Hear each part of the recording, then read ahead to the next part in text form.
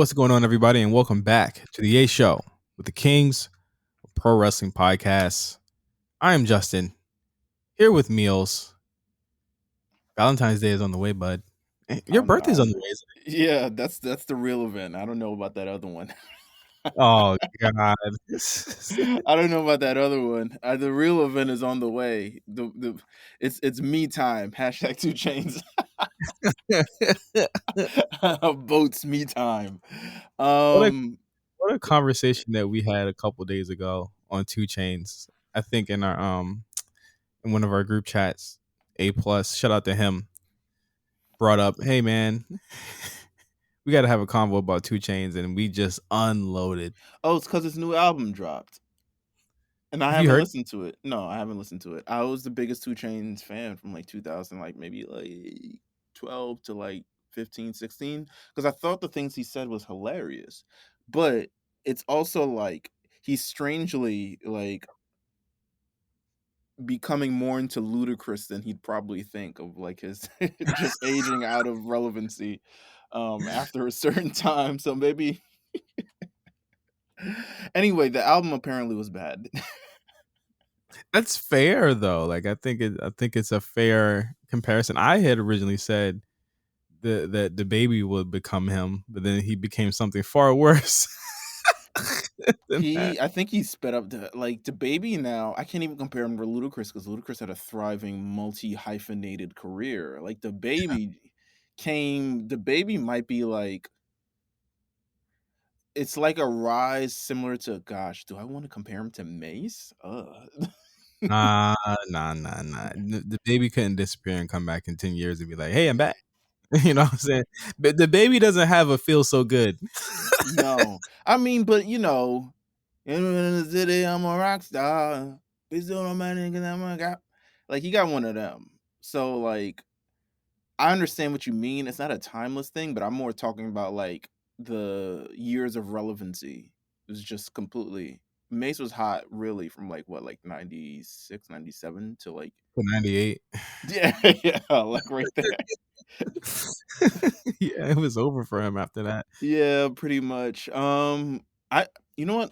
I have a work related grievance that I would like to share with you and see how you feel about this. Of course, I think, and that's so ironic because on this week's episode of the Black Print with myself and Josh Pease, we'll be talking about some of my most famous work related incidents, Wow. and That's and gonna be a funny. yeah, in a in a topic that could be its own segment. And how did Justin get fired? It's gonna be good. Oh yeah, Of course, yeah, yeah. that's coming out on Thursday of this week. So make sure you subscribe to RNC Radio Live main channel to listen to that. But yeah, go ahead, Meelz. So I have a work related issue. Not work related issue. I mean, I do have issues that are work related, but this is like the small thing. So I'm trying to schedule this meeting with people.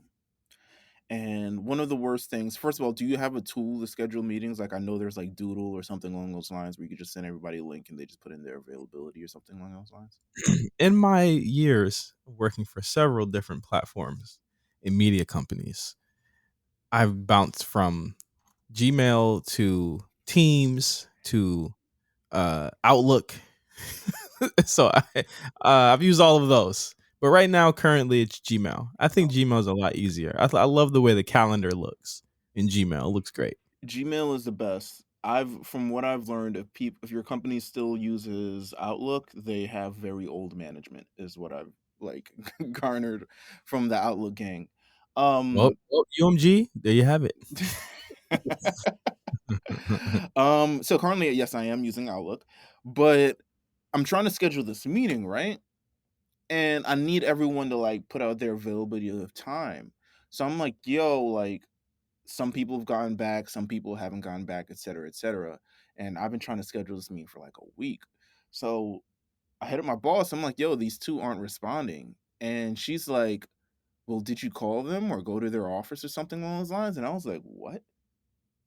What? We all, why? So in my brain, I'm like, yo, this is going to become a problem now on me. Instead of them not responding, it's going to become a problem with me of not me doing enough to make sure that they respond. So I feel like I'm getting I mean, I'm not going to I didn't even respond to the email when she said that. She was like, "Yo, did you go to their office or did you try calling them or something like that?" I was like, "Yo, we all got the same email. I know Yeah, why you do I read have it." to go? Yeah, well, I feel like I feel like something that like jobs do is like they try and make you jump through hoops to Yeah. prove that you're worthy. And I think that in this time you just can't do that anymore. Like you No, I feel like can't. it's so bad. Like we all, if we're not all held to the same standard, then what the hell are we doing? I'm gonna just stop responding to emails then, because if niggas don't gotta Listen, respond to emails to I get, keep that I keep that same energy in my jobs. I kind of feel out who's coming to work, who's answering emails, who's off on certain days, and I stress test it. I'm like, well, you know what, I'll do it too. yeah, Like I won't come either. yeah, You got to stress test this type of stuff because, again, like we live in a very different time for employment. Even my mom is just like, this is just so different. Like they used to stay in jobs for 15, 20 years.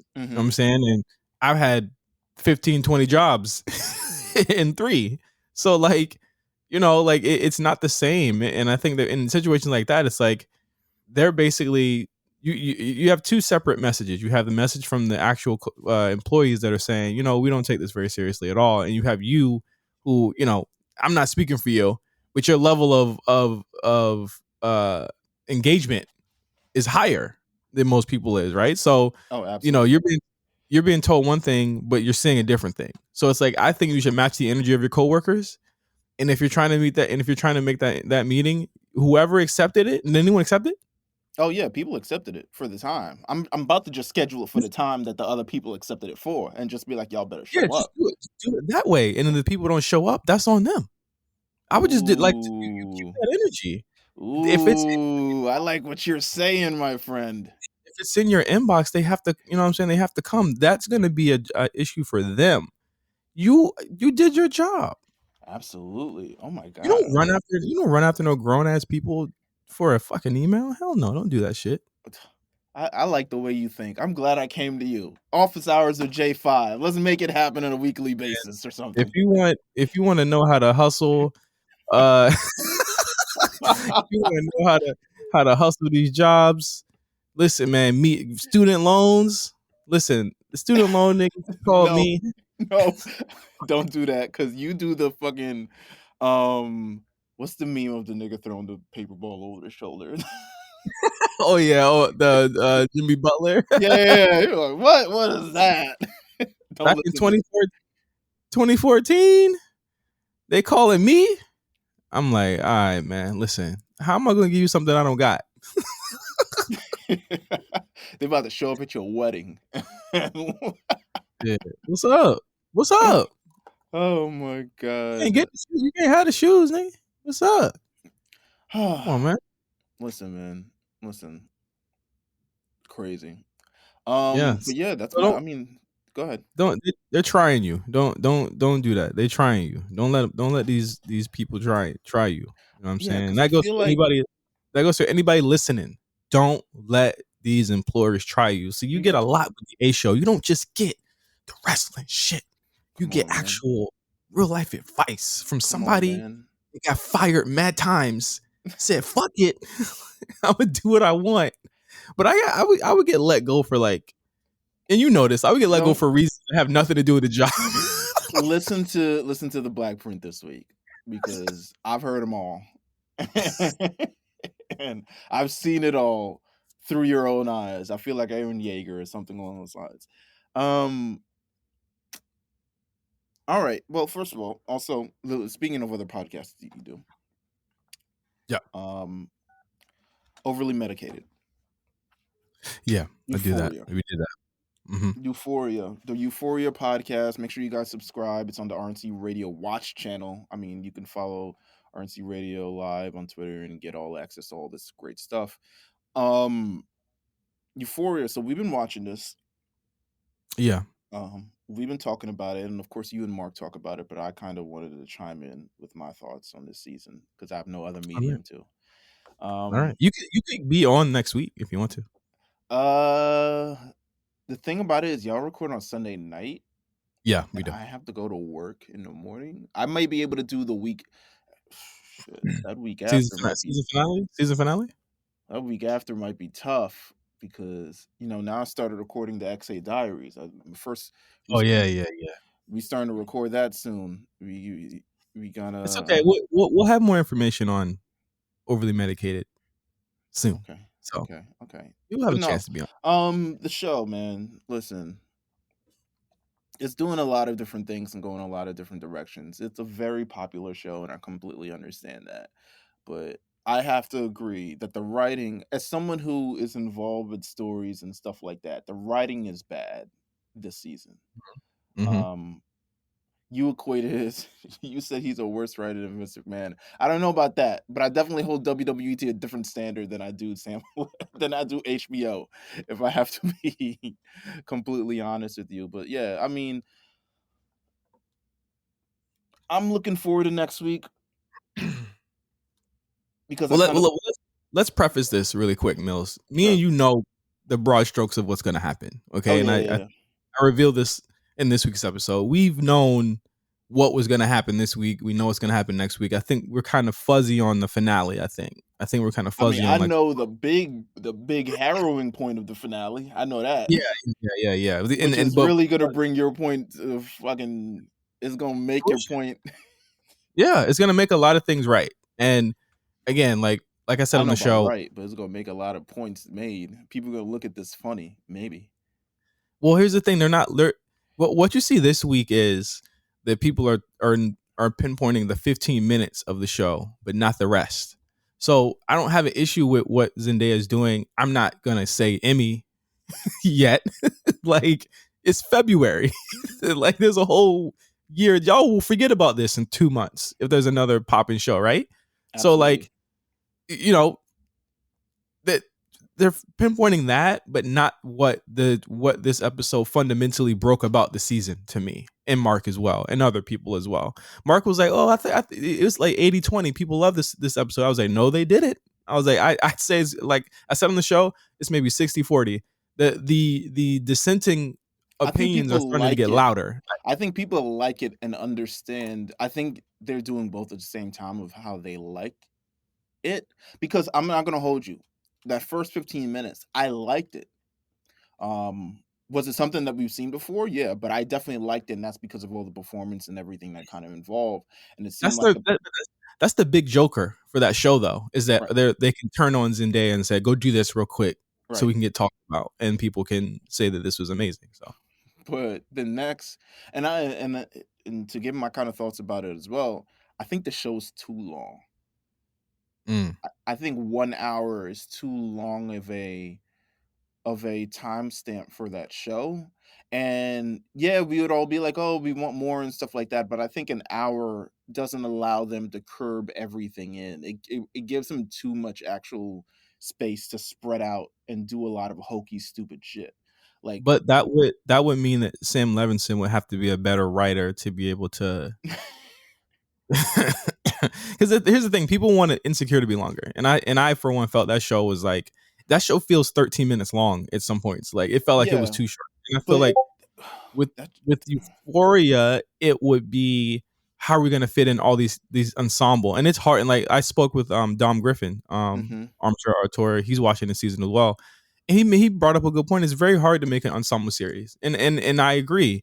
But what makes it harder to make an ensemble series when you have one white man writing the whole thing, and he's trying to write for women, women of color, white dudes, black dudes, uh, bisexual dudes, trans, all of that. I think that we're getting too muddled. And here's the thing: I don't care. The depiction of drug use is not a weakness of this show. It's actually a strength. I think that it's the one thing that you can say this show handles it very well. But then it's the over the top shit after it that it's like, okay, you're losing me. You're losing me a lot here. Mhm. No, you're absolutely right. I think it's just part of me thinks it's just like we're straying away from, I guess, the original kind of concept of the show of it just being in high school and it's being taken to like another level. Like the Mhm. fact that like she now owes money to like drug.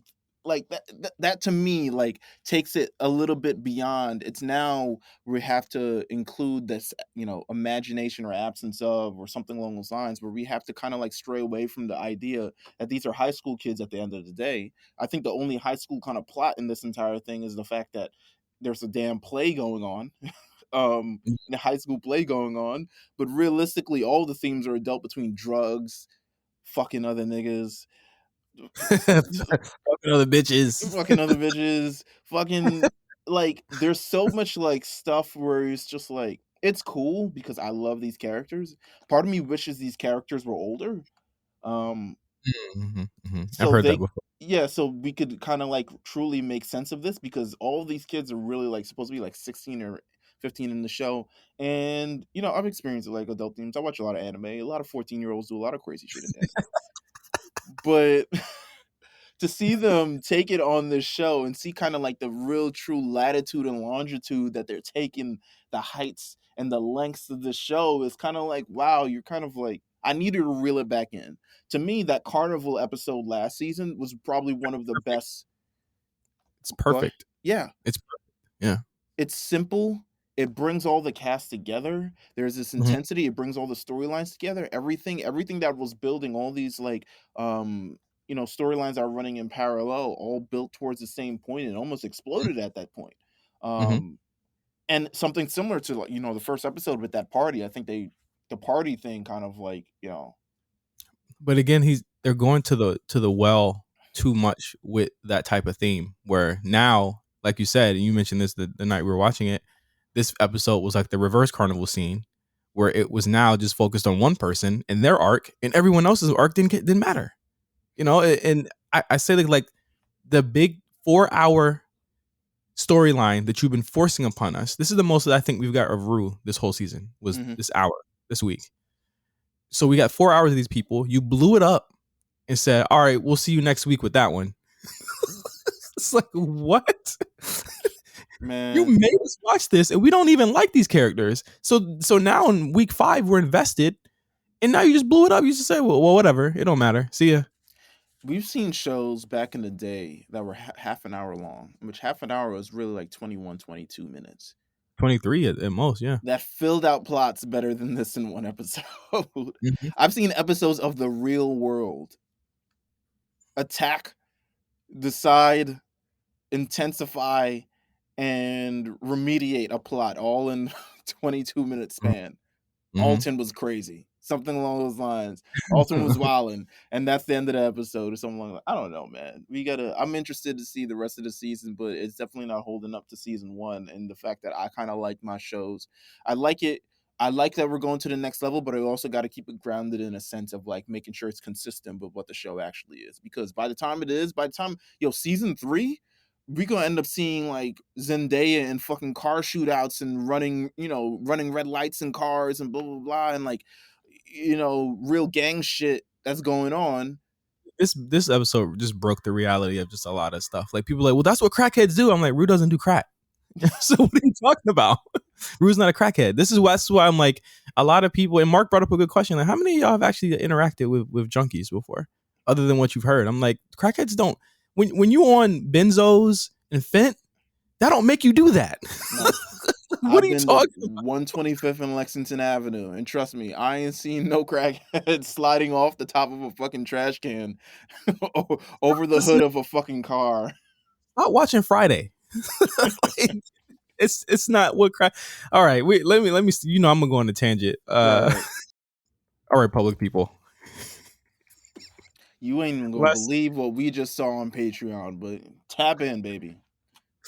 Yeah, I tried. But anyway, we are talking about No Holds Barred. First up, this literally happened right after we recorded the show last week. But Shane McMahon. Oh yeah. Shane Completely McMahon. forgot about this nigga. Shane McMahon. It was the biggest news story literally of the week too. So that just shows you how fast this stuff moves. Shane McMahon was let go from the WWE last week for his actions and his role in the men's Royal Rumble. Damn. Listen, man. Listen, man, they got him out the paint. I'm not even gonna lie to you. Listen, it's supposed to. So the news that we heard going into this is that Shane McMahon had already his supposedly his contract was already expired before all of this, but he came back for the Royal Rumble because he was about to engage in a WrestleMania program with one Seth Rollins. That program is no longer happening. I assume Mhm. based off of the events of the Royal Rumble, which like to me it's kind of weird because if his contract expired, it's like why is he also booking the Royal Rumble?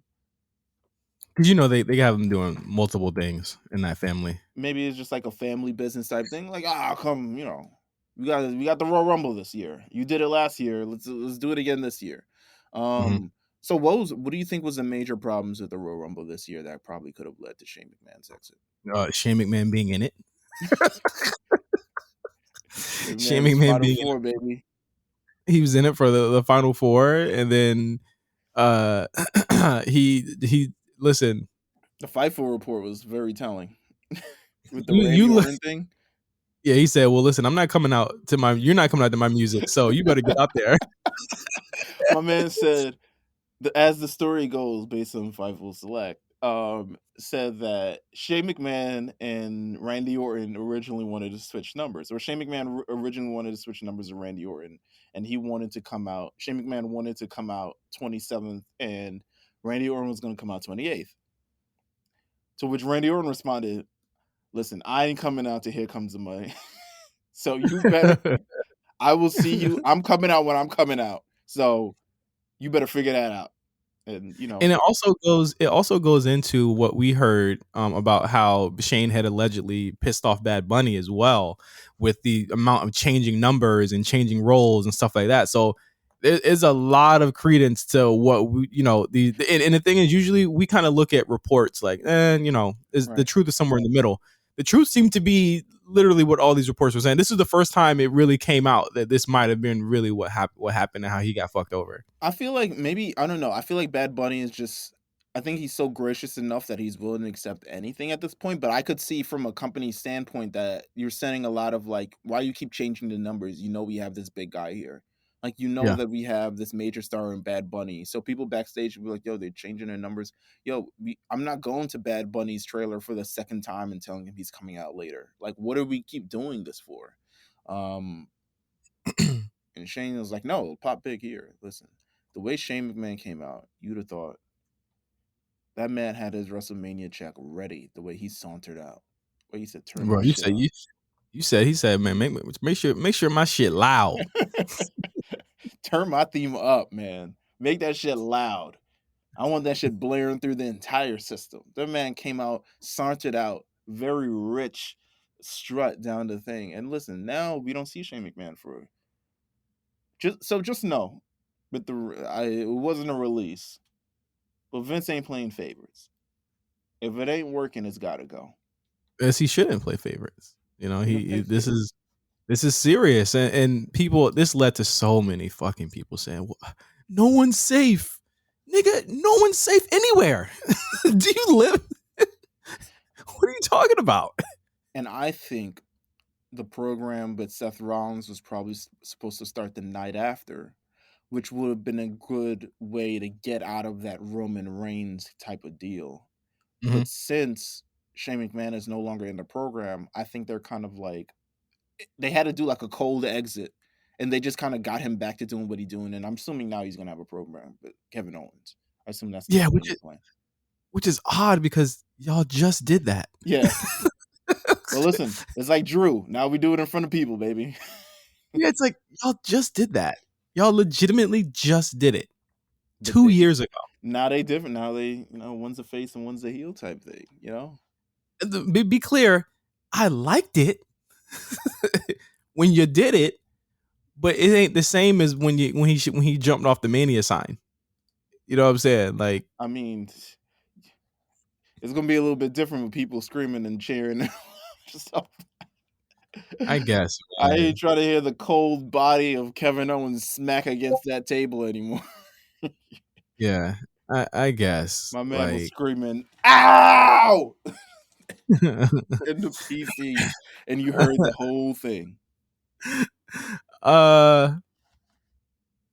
So Shane McMahon, farewell, my sweet prince.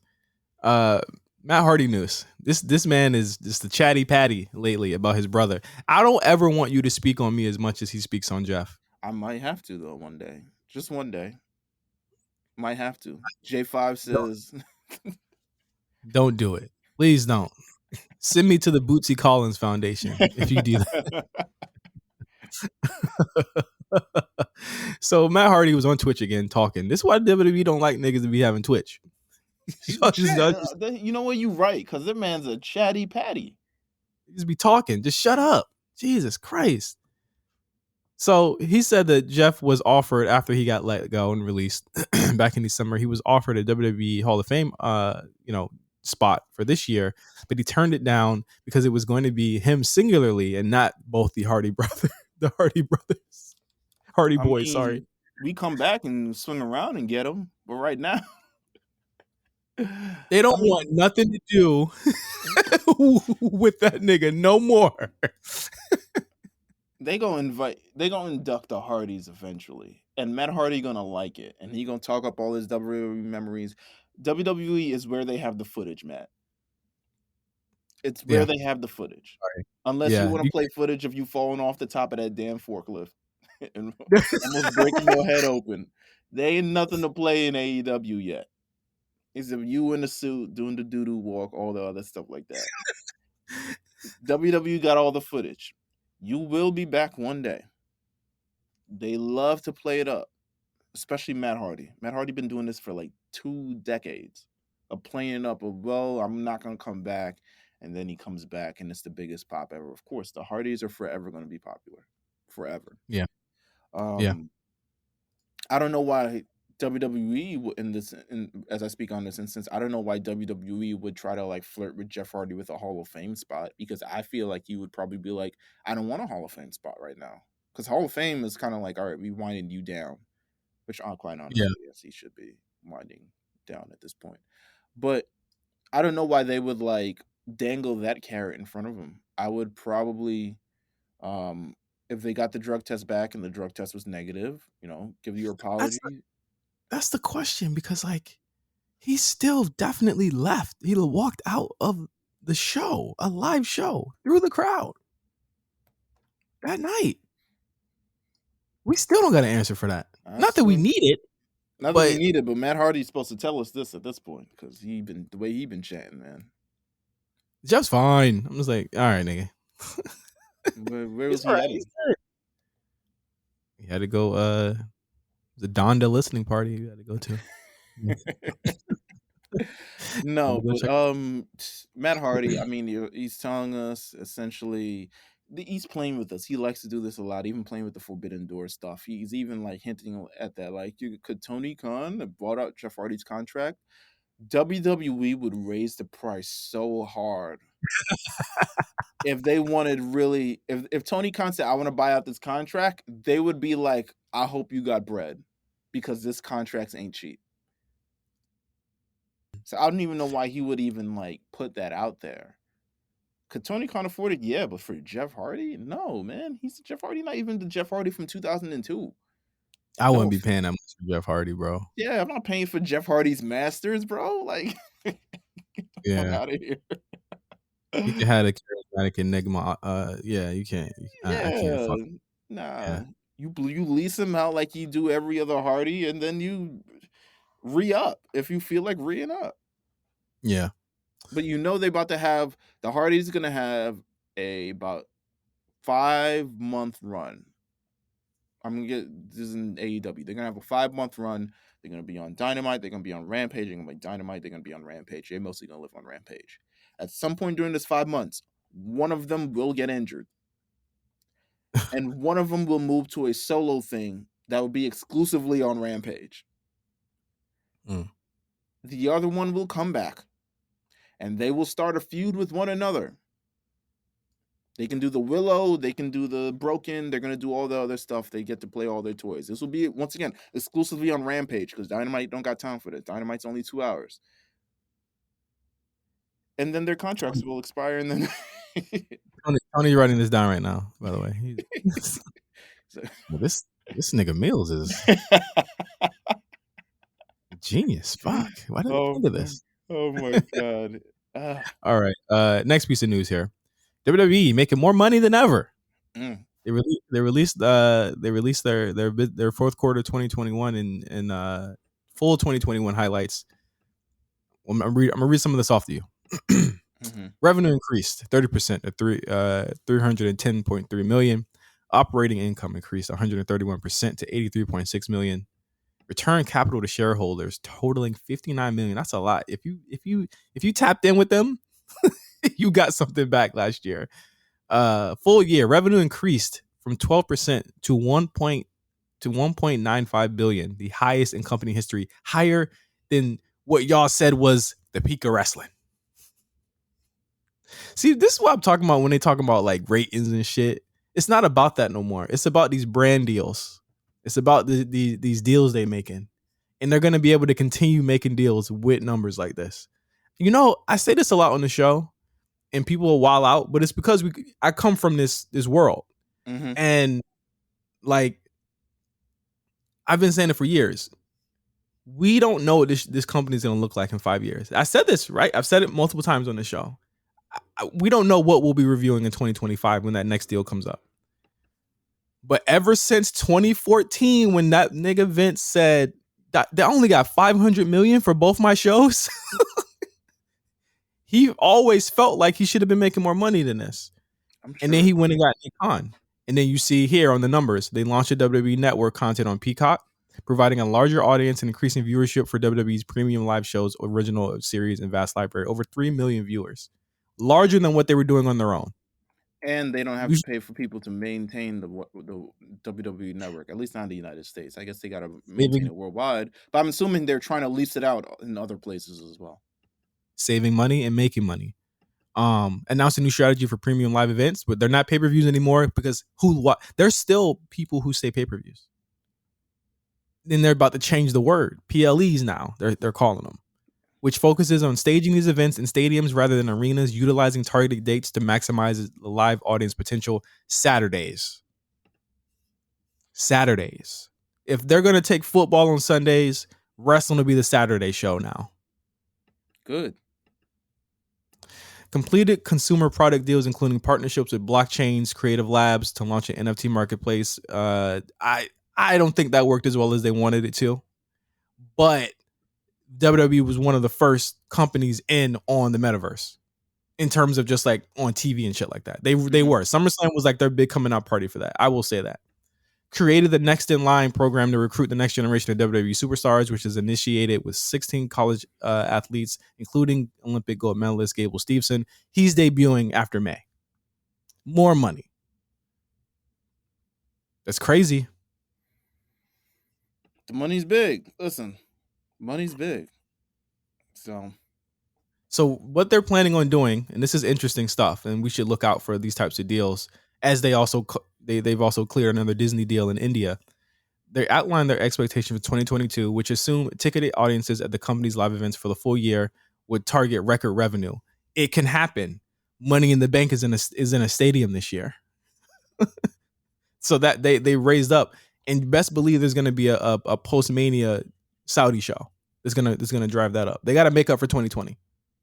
Management believes WWE is well positioned to capitalize on significant future opportunities in 2022. Key initiatives that could have meaningful implications for long-term growth include the licensing of WWE Network in international markets. You just called it, Meelz. They're gonna do that. They just did it in India. Monetization of new original series. That's the Netflix stuff. The licensing of Raw's second window rights. That's where Raw.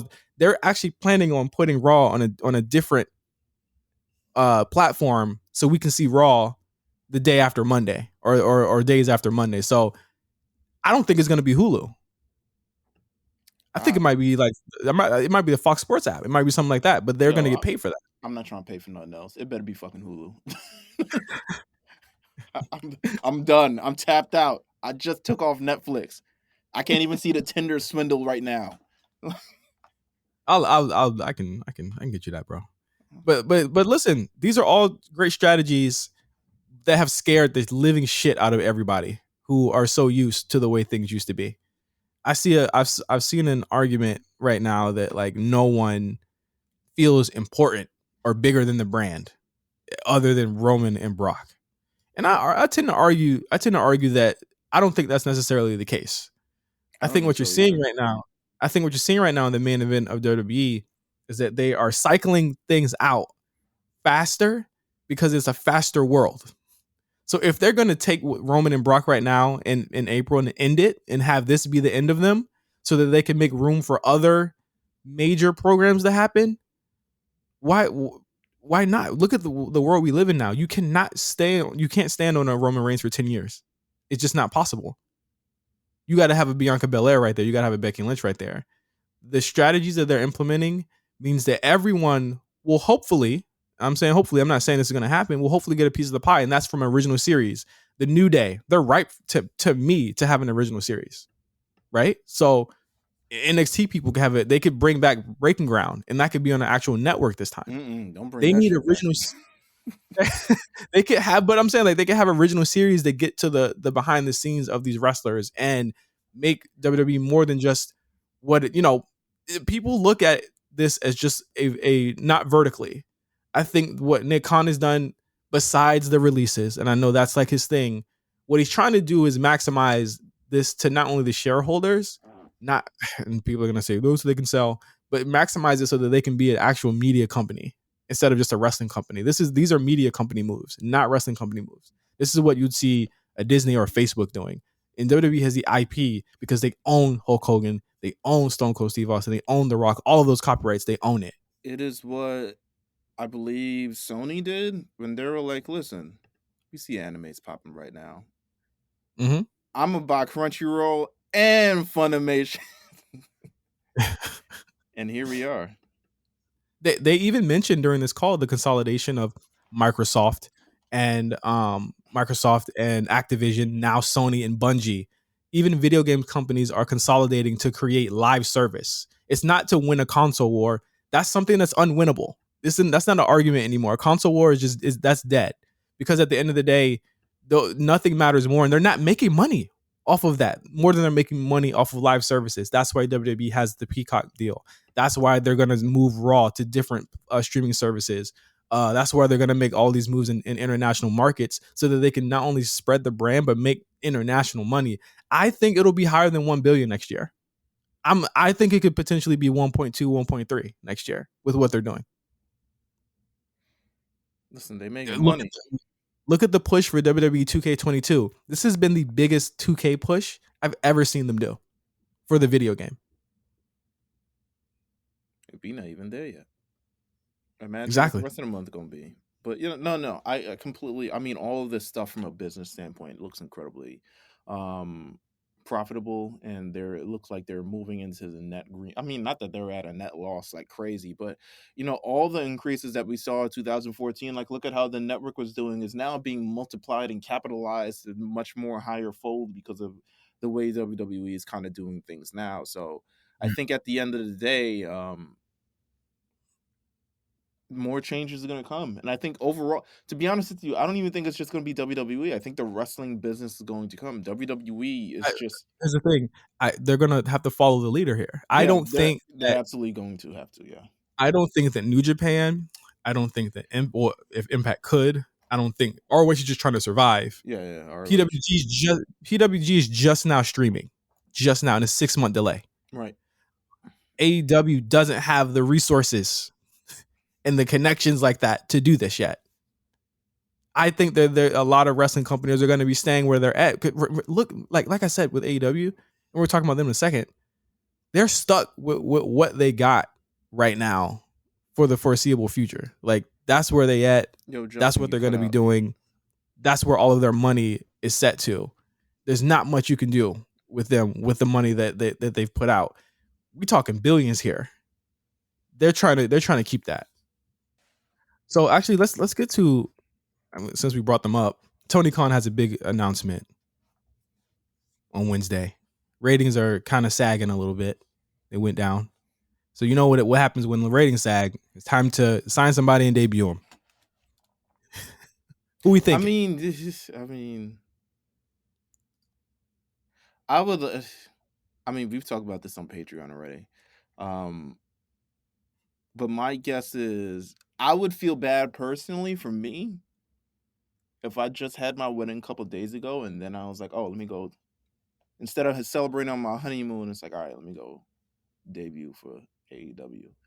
But maybe that's how they want to do things. Well, his oh yeah, he is free. He is free. You keep talking about Keith Lee here. We talked about Keith Lee a little bit on Yeah, Patreon too. But Karrion Cross, nah, Scarlett nah, also free. nah, nah, nah, nah, nah, nah, nah. I don't think Tony Khan is about.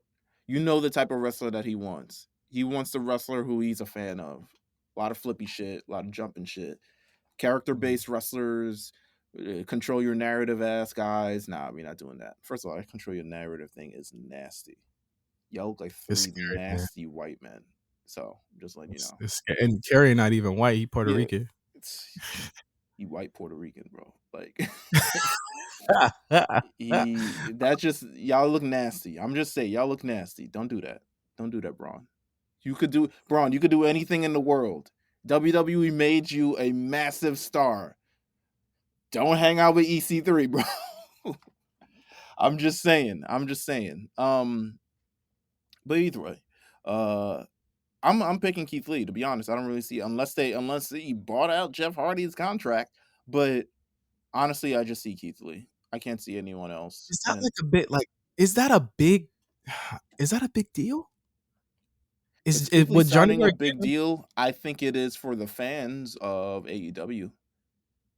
rating wise? No. Rating wise, no, but I think it hasn't been about the ratings.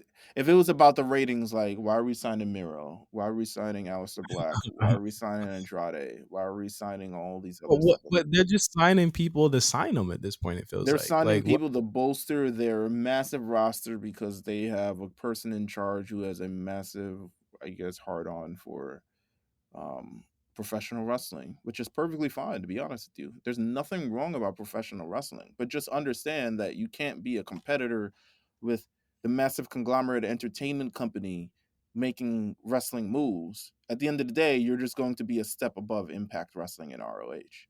Mhm. You're going to be ROH Impact with like a better budget, but you're not going to compete while you're well. Yeah, you do get the viewership and your thing. That's mostly because of the budget that you have and the network that you're on, and a few of the stars that you have: CM Punk, Daniel Bryan, Chris Jericho. Uh, in And they order to, checked out the MJF match last week. From what I saw, I they liked they it. turned I they turned like. the channel. They turned the channel. That's what I heard, but I like the match. I'm not even gonna hold you. Punk versus MJF. I like the match. It was one of low key a kind of WWE style. A little heavy on the booking, but it was WWE style. But It was good. um yeah, I can't see them competing with WWE if they continue making moves like this. Like you got to see like I just you feel like so many of the people that they sign were not finished products. Like yeah, you see, no, I mean it's true, you know. It's like they should be using whatever money they have. You see that Goldberg has potentially one more match with the WWE. Why aren't you negotiating with Goldberg? Like Eric right? Bischoff in WCW isn't negotiating with fucking let me see, you know, no offense, Road Dogg Brian James and being like, yo, let's negotiate them. We could just bring him in because, you know, da, da, da. He's like, no, I'm negotiating with Bret Hart, Hulk Hogan, Macho Man. Um, Even to some extent, probably like Shawn Michaels and Undertaker, even though they never left. But you're negotiating with those top stars because those bring value and those bring some sort of reputable name to your company. They bought Big Yeah, Show and everyone said that this was a big deal, and I ain't seen Big Show since. yeah. I literally was thinking about that yesterday. I was like, where's he at? He's still on Dark Elevation doing commentary. And like granted, he's definitely he can't wrestle anymore, but you don't even use him as some sort of attraction at any point. He's a big show. People instantly recognize Paul White. Yeah, So it's you know, it'll be interesting to see the kind of move that they do. I don't think this will have a massive impact on ratings. I think it will just be it's like another gotcha. I think that's what people will use. Like it's like, got him. yeah. We got you, motherfucker. You let him go, and we got him, and he's over here with us now. And it's like, all right. Jeff And Hardy is the then biggest signing that they could probably do right now. If they're not going for like Goldberg or anyone whose contract is expired, I think Jeff Hardy is really the biggest that they could do. I don't think Goldberg will leave the E. Honestly, I think he would retire there. They would I have think to they pay just Goldberg bread. yeah, they treat him so well there. I think that he would not go anywhere else. Yeah, I think he legitimately enjoys being there. I think there's a lot of opponents that's in Goldberg's kind of caliber that he could face in WWE that aren't necessarily there in AEW, but They're all tinier than him. yeah, Like they're all smaller than him. He but would be like, no, I'm not losing to him. He would be the AEW champion. He'd and have to be. and I don't think there's any. Yeah, I don't even think there's anyone comparable to him. But um, yeah, I can't see who's the next biggest signing. Like you would have to sign some like, good lord, like I don't know. I don't know what's in another AEW signing that could turn the needle a little bit more in their favor. To be honest with you, they would have to start poaching WWE guys. They would really have to say like, yo, WWE would have to see this as a vibe. Well, WWE guys would have to see that the main event guys would have to see this as a viable place and would have to legitimately negotiate. I'm talking about Roman Reigns. I'm talking about Seth Rollins. I'm talking about, um, a couple other people. I think them losing out on Kevin Owens and That was Sami big. Zayn. Yeah, I Yeah. mean, I don't think they would have affected ratings, but at least it's like, people are turning you down now. WWE is now responding to the fact that they could potentially lose top stars and say, "All right, we'll give you what you want." They're doing that with Yeah. Ali right now, where Ali wants to go, and WWE is like, "No, we don't want you to go. How can we make this better?" And he's like, "I want to go." It's like, well, how can we make this better? Because they see the Right. value in Ali, believe it or not, as much as everyone does or does not And want to. Ali is valued, and I think that that's another conversation that people need to have. Is that like we don't know the conversations. Again, it's speculation, and I won't talk about speculation in a second here. But like they see that value and they see that inherent value, and it's like for once they do. So it's like what could they do? Bar him being the main event of WrestleMania, that's not.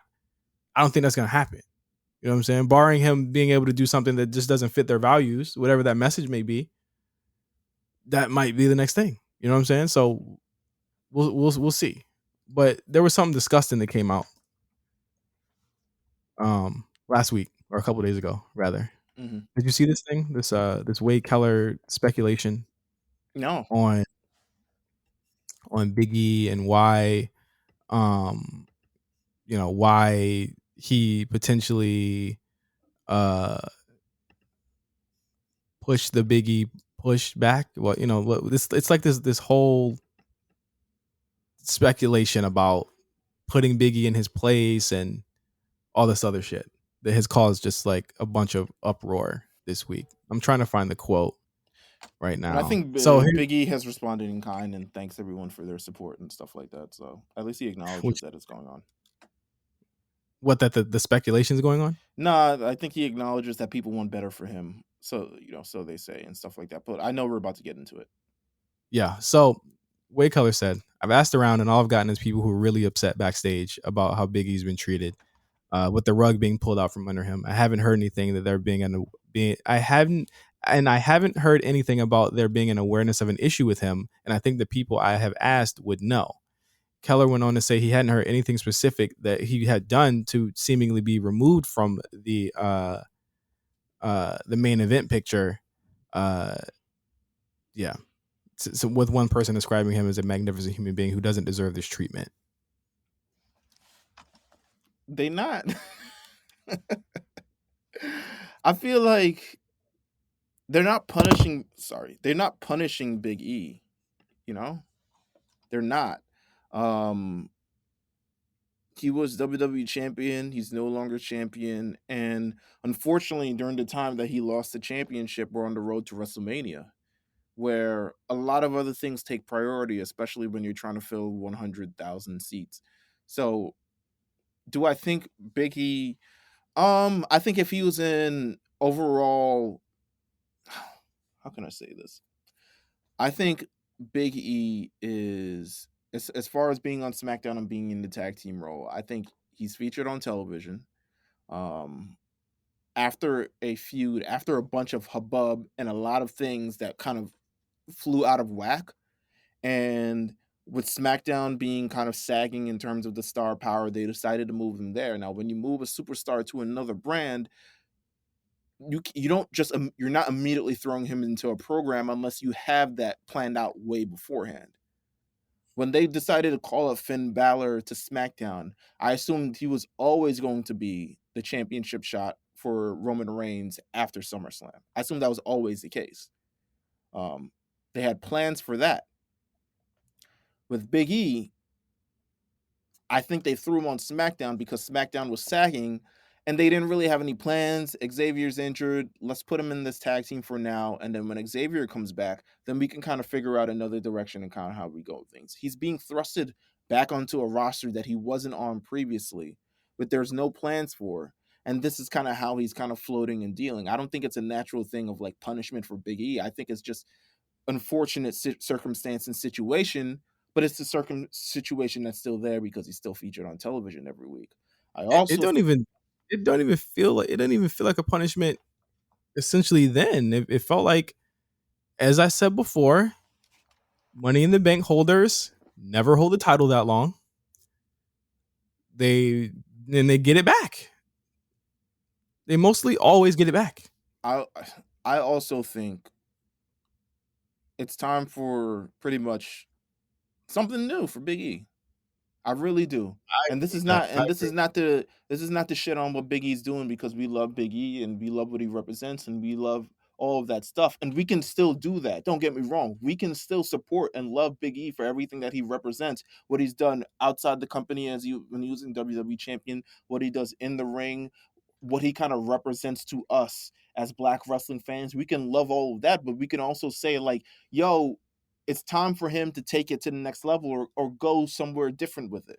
It's time for the reinvention of the reinvention of the career that keeps people interesting. The Big E that debuted in 2012 as Big E Langston, as this massive, tough muscle guy, is not the same as the New Day Big E that was in the beginning. It's not the same as the new Big E now, but at various points of your career, you need to continue to reinvent yourself to maintain longevity.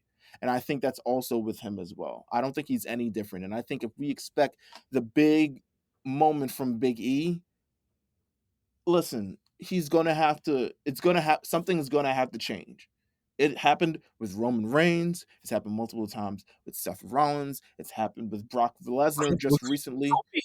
With Kofi. Kofi, Finn Balor, Xavier Woods right now, Corbin, everybody eventually. I mean, look at Chad Gable. You know what I'm saying? We're going to talk about him in a bit, but look at Chad Gable as well. And now people are recognizing his talent because of how he's changed or he's evolved his character from the original Chad Gable to Shorty G to now. And people are like, "Yo, he should be in the WWE title." Like that's changing the narrative on them. You got to keep.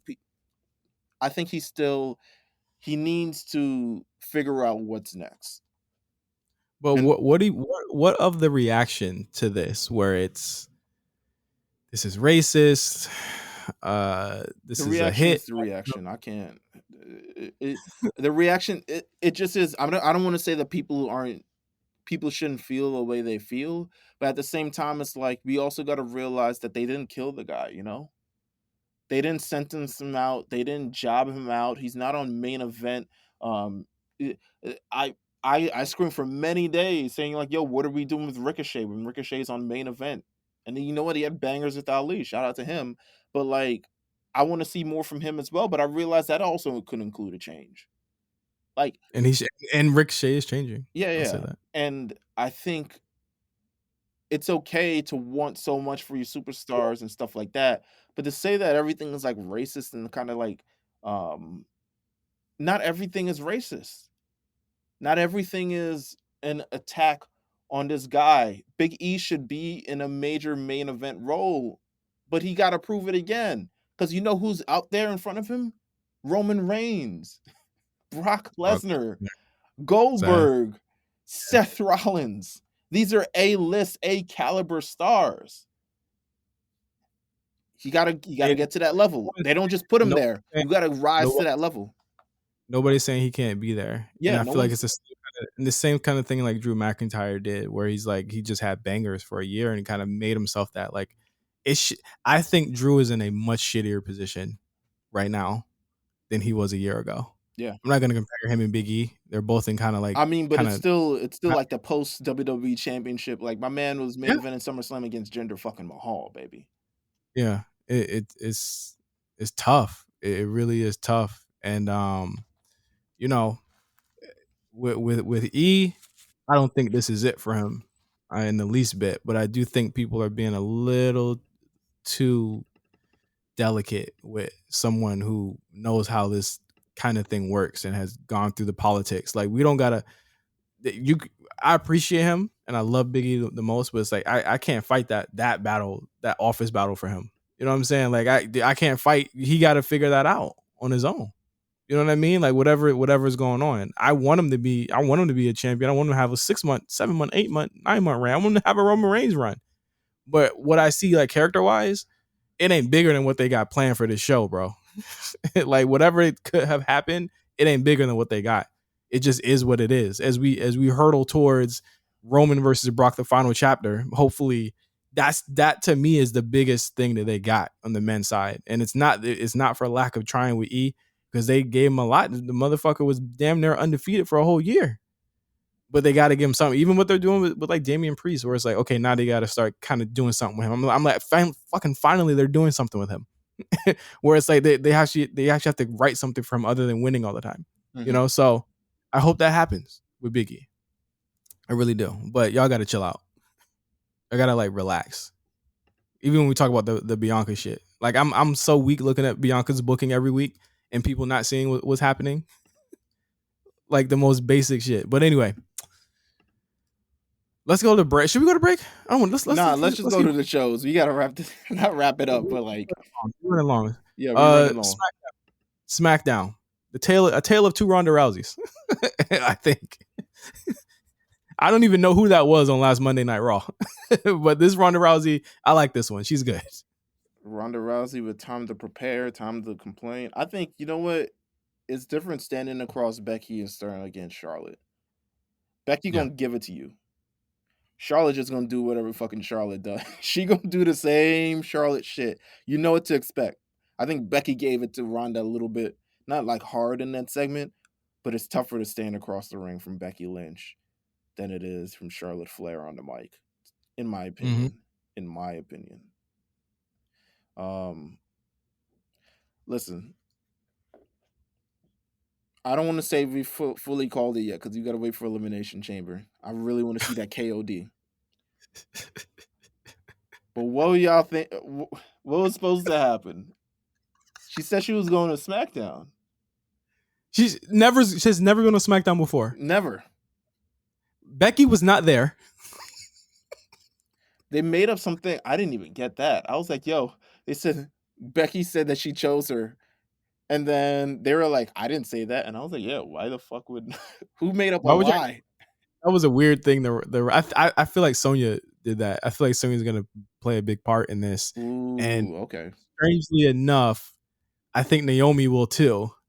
Ooh. If Sasha's not gonna come back. The Sasha thing is perplexing me. I think it's a larger conversation that I think that we have to talk about. It's not it was before Ronda came back. I mean, there were rumors that it was going to be Charlotte and Sasha at Mania this year, and it makes sense considering they're the two biggest players on SmackDown. Yeah. And then Ronda came back. And Sasha's gone again. Sasha's gone again. But I don't think Sasha's gone on her own merit. I think Sasha's gone because there's certain things that you have to do. I think because you don't want her garnering too much of the attention, because she's going to take a lot of it. Like she commands a lot of attention. You don't want that's why I think she was missing generally on the show, because you have that moment with Sasha Banks being on the show, and then you bring Ronda Rousey out, people are immediately complaining and dismissing your Mania match when you just have to announce it at this point. So I think they got the announcement out the way. The match is happening. I think Sasha Banks will probably be back on SmackDown next week, if I had to guess. But good segment I felt. Good segment I felt between these two. Charlotte Also had one Tony Braxton ass dress right there. I was like, she thinks she's Tony Braxton. So listen, man. Roman Reigns, Paul Heyman, it just hits different. It feels good. It looks better. It's the same shit, man. I don't know what the this shit It the just same looks shit to me, bro. it looked better, man. It just looks better. Listen, we're hurtling towards the Roman and Brock final battle, episode 50. You know, if you watch anime, it's the episode 50 battle where they go all out. We're hurtling to it. Listen, I'm not gonna complain about the title versus title. It is what it is. Like that's where they want to go. Make the best to me build about it. Make the best build. Give Roman something to do for the next month. That's all I'm asking. I will He needs. hold any of my thoughts until it actually happens. If Brock Lesnar actually wins Elimination Chamber, then I'll have thoughts. Until then, shout out to Bobby. But go on. Goldberg comes out. Oh, He Whisker says, "I Biscuit. acknowledge you. I acknowledge you as my next opponent." And I said, "That was good writing." Uh, hey, 2 years in the making. Me, Mark, and Cyrus were supposed to see this match, so I'm all You for it. still can if you go to Saudi Arabia, to be honest with you. Absolutely not, but I will watch it at 12 noon next Saturday. Is From this the That's so great. Goldberg's last match? I heard that. I believe Fightful said that he had re-upped already, so I don't think it is. Oh, okay. All right. They're not letting go. That's why I said I think Goldberg he's not going anywhere. They treat him so well there, money wise. Yo, he They treat old. Goldberg. He just come back, spear a couple niggas, get the payday. And one thing I respect about him, he don't care if he loses or wins. You know what I'm saying? He just likes to be there. Yeah, I think so. He really does. I appreciate that. But SmackDown was other than that, it was. Can we talk about how they gave my nigga Ricochet a win and then immediately say MVM? Never mind. Well, that didn't Cesaro take the pin for that? Either way, like dog, let him just take the W, bro. Like It's weird. I don't know what I think. It's like they want to do something with him, but here's my thing. I think that they're holding for, I guess, someone to arrive or for something big to happen. I think so. These are the only dudes on the show. Drew's tied up with somebody else. This is your mid card. Is these four niggas? Drew and Baron, for better or worse, they're in your upper mid. And when Drew said, "I'm going to make your life a living hell every week," I said, "Listen, Man. short of killing him on TV, I don't want to see this every week." Yo, it's gonna happen every week, bro. You know how long we had to sit through dog food with Roman Reigns? That was like a month and a half. They brought in other niggas to extend the feud, like Bobby Roode and Dolph Ziggler. I think they became a tag team because of that dog food feud.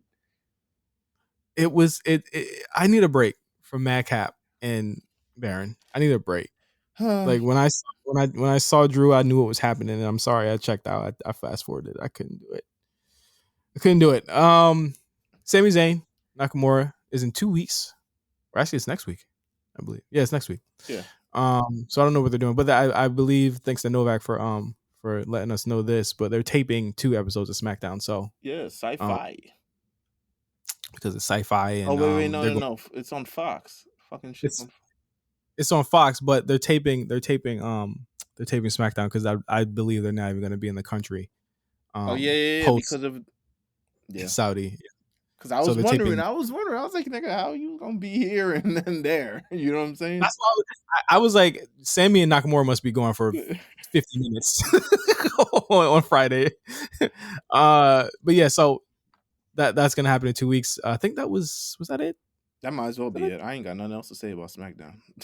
SmackDown is, even with Ronda and Roman and Brock, it's struggling.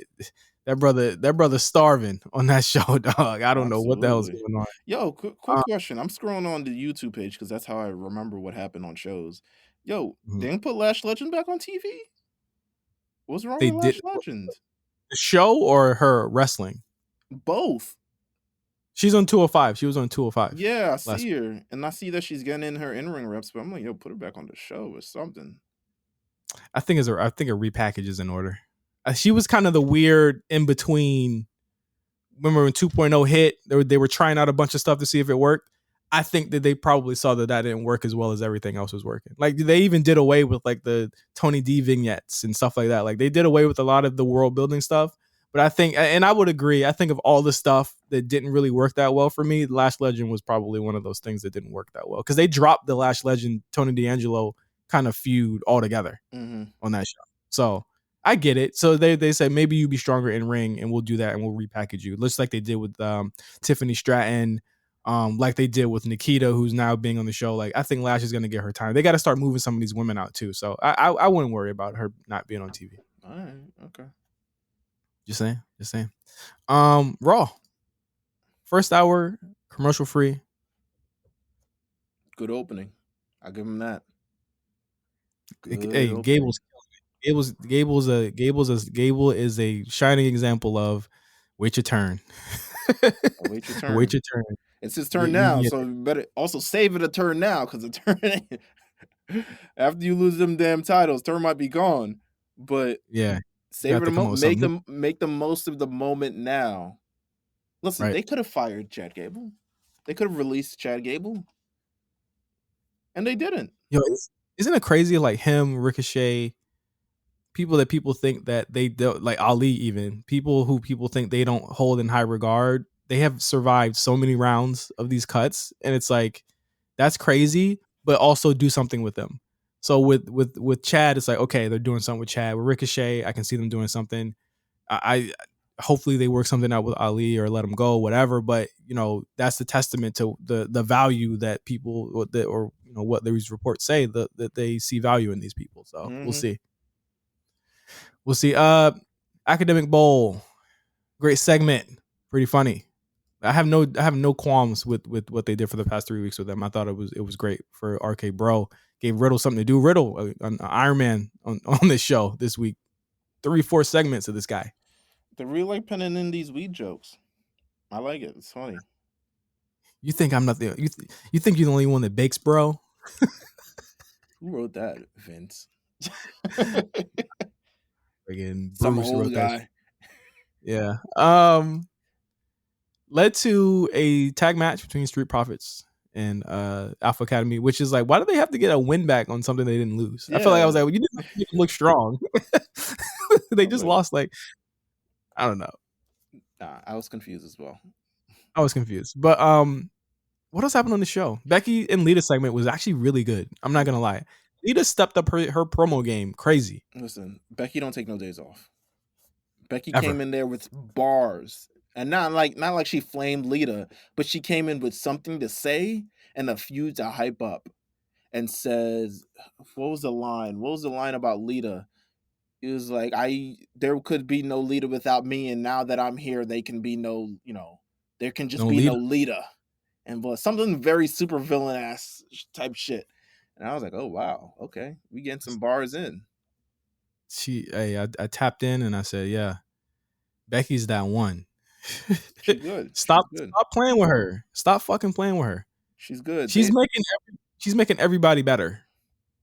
I agree. Sorry, she just is. We had a couple of women's matches between the Elimination Chamber participants. There was an Elimination Chamber announced for Elimination Chamber pay-per-view with Bianca, Liv Morgan, Doudrop, Nikki Ash, Rhea Ripley. Rhea Ripley not on the show tonight, which was odd, but there's one spot missing that no one knows who it is. I'm assuming it's Alexa Bliss. They kind of speed tripping her reinvention a bit. You don't want to debut her in Saudi though. No. And with the loss. Yeah. I wouldn't do that. Unless she wins. No, I'm kidding. Yeah. Come on, man. you saw what Bianca fucking did today or on Raw? Man, put Ivory in that chamber, bro. Put Ivory. Bring Ivory back. I feel like it's gonna be Beth Phoenix. Ooh. I feel like it's gonna be Beth Phoenix. I feel like that to me makes the most sense. If you want to put a legend in all the women's matches, you would do that. That would be hard. I would like that. That would be cool. Bianca Belair, Nikki Ash, pretty solid match. Again, they're giving Bianca wins on wins on wins. She doesn't lose often, but she's getting wins on wins on wins. You also had Doudrop versus Liv Morgan. Doudrop racking up wins, getting her win back from Royal Rumble. They see a lot in Doudrop, man. Good. And I do too. She's good. A lot of people are really like, I saw a lot of people giving her hate over the past couple of days because, of her booking, and they feel like she should be pushed over Liv. I feel like personally, Dewdrop's giving me more I character feel wise than. like I don't know. I don't think any should be pushed over anybody per se, but I mean, I think Liv just had her moment. Dewdrop just had her moment. Like we just having moments here. They're doing a great thing right now that I think Raw is doing, where they're building women and putting them in positions, and that's how we can care about a Liv Morgan versus Dewdrop match instead of me not really giving a shit like I probably wouldn't and, have like 5 months ago. and So also and also giving us realistic challengers who have faced Becky, and they've all had moments where we thought that they could have, like, they're all legitimate now yeah, they're all because. legitimate. Right. Whereas on SmackDown, there aren't many legitimate women there at all to me. SmackDown, they just there. I don't even remember Yeah. what happened on SmackDown, to be honest with you. So yeah, I thought the two women's matches were really solid. You also had they yanked the rug from under us on Seth versus Riddle. Thought we were getting something, They got a little something. turned into a tag match. But Oh, I get it though. For a first time, you don't want either of them to lose. It's like a rare moment where Riddle actually doesn't take the pin or take that pin. I felt like they're like saving this match for hmm something. And I think because I even in the middle of it, I was like, I feel like they would have been giving us more because to me it felt like the match was about to be over. no, Riddle And I took was the like, pin in the tag match anyway. he did, but I also felt like they didn't want him to lose to Seth in a singles yet. Mm. They didn't want that. They didn't want that visual yet. So I feel like maybe something in the chamber will happen where that will lead to them having a feud or something like that. Did enjoy Randy coming out to help him. Also enjoy Randy giving him advice. I thought that was actually a pretty cool little story twist there. I like it as well. They're doing great. Um, Don't break them up. Everyone wants them to break up and be anything. I understand. You're conditioned. You're conditioned that way because we're yeah, WWE fans. I don't, man. Don't say you don't get it because I 100% get it because we're conditioned. I don't want. I don't I, want them I, to I, break up. I don't either. I don't want it to. I don't want them to do it. If they do it, I don't want them to do it yet. I want them to do it if he wins a title. Yeah, I agree. Or something If where they that, if have to that force to face one another as brothers, and then maybe like he begins to turn on him because Riddle beats Randy, and Randy doesn't really know how to handle that right now. But he's trying yeah, to be as supportive as he can, but the voices keep creeping in his head, and he keeps doing other things, and then eventually, hits an RKO. Can't believe what he just did, but now he has to face Riddle again. So that's yeah. just how I booked the territory. I'm sorry. Yeah, don't break them up. They're doing a great job. What else happened on this episode? The commercial free stuff was weird because they did have commercials where they had to like take breaks. It just became like WWE commercials. Them niggas Um, lied. hey man, Miz in the 2K22 spot with Ray is, I think it's a good look, especially for Dominic. I think it's a Listen, good look. talk about Miz, baby. Come on. First of all, I thought Maurice was gonna hit Dominic with a brick. I was like, There you go. Not a brick is back. Now yeah, the brick is real. All right. yeah, the brick is real, baby. Give me some more brick. But pause. But That could mean so many things, but okay. but no, I like that. I like it. I like the little Eddie line. I think we're removed past the grieving period. So Yeah, yeah, yeah. Well, he just did something that the internet always says, so I don't think I didn't find a problem with it. yeah. Alexa Bliss is transforming back into a regular ass self, which I like. Oh yeah, you've noticed that every week she's been changing her outfit and And been they did like like, 2 weeks in 1 week this week. yeah, they It was like there was like Elimination Chambers 1. Beat that shit up. Oh my god. Something interesting I thought, AJ Styles versus Damian Priest. Now normally I would have had a problem with AJ beating Damian here if they hadn't have done that twist here and then announced that they were doing a match next week between these two. For the Do you title. think AJ's gonna make it to the chamber? Yes. Because my two thoughts here is that Damian snaps, beats the shit out of AJ, and he can't make it to the chamber, Hmm. or and then someone has to replace him, and I don't that person would be Edge. I don't think AJ is in I don't think I don't think he should be replaced. To be honest with you, they wouldn't the Saudi Prince would be I assume very mad if AJ's not in this match. they replace him with Damian Priest. I assume he would be very If mad. you replace him with Edge, I think that's cool. But I'm then just you like, kind of like you're forcing in the AJ because AJ's kind of a face right now, and then you kind of force a feud with Edge and stuff like that, and you kind of got to turn one of them heel, so you kind of got to revert AJ back, which I don't really want to do right now. you can have heel Edge and face AJ face each other at WrestleMania. The only thing is that where does that put the injurer, which is Damian Priest? Nowhere, baby. Edge is going to be at WrestleMania. I just don't know in what role yet, and that's what I'm trying to figure out because we're in February now. I just assume he's going to call out AJ Styles. Okay. Or Damian Priest shows up. It's one of them.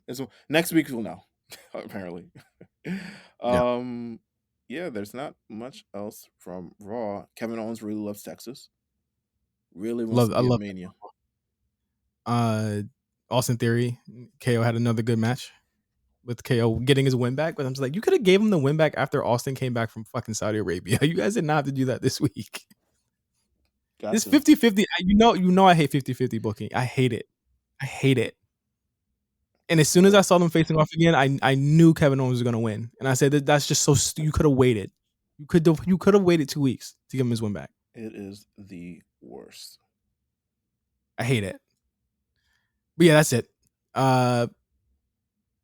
This week on the Patreon, Legendary Run, Batista. Episode 1 is out. We're talking about the Royal Rumble already, yeah. We're talking about the Royal. It's interesting listening to Cyrus's perspective and, giving the background. And I dug into a lot of Batista interviews, and we watched the Royal Rumble. We cut in some of that just to kind of tell, how, I ordered that Royal Rumble where Vince blew out his quads and Batista hit the ground first. I don't care what anybody says. He hit the ground first. We talk about that. Next episode next week is going to be the 3 matches between Batista and Triple H. So we're going to talk about the WrestleMania match, the Backlash match, and the Vengeance match. So it's going to be fantastic. And we talk about everything leading up to it. We review all 3 matches to me are fantastic. So we talk about just why Batista was just such a fantastic face. And then, we're going to go ahead into the rest of his year, the year that was 2005 for Batista. We also have War Report, fantastic episode last week between Cyrus and Quan. And yeah, a lot of stuff going on the Patreon. We got the hot chip challenge is coming up. So we're gonna be talking about that. Yeah, we'll get to it when we get to it. Trust me, but we got to prepare for that. It's coming up though. Yeah. So yeah. Thank you guys for supporting us. Make sure you subscribe to the Patreon. Only $5 down, you get all this content. You get the hot chip challenge first as well, and more. Bootsy Collins, baby. And the Bootsy. Yeah, baby. Oh my Collins God! Foundation, baby. All right, y'all. For Meelz, I'm Justin. Thank you guys for listening to the A Show. We'll see you next week with predictions for Elimination Chamber in Saudi Arabia. Jeddah, Saudi Arabia. Jeddah. You guys say Jeddah? I think you say Jeddah. And more foolishness. I think we might do some predictions for Vengeance Day too. So stay tuned to that. So until next week, for Meelz, I'm Justin. Peace out.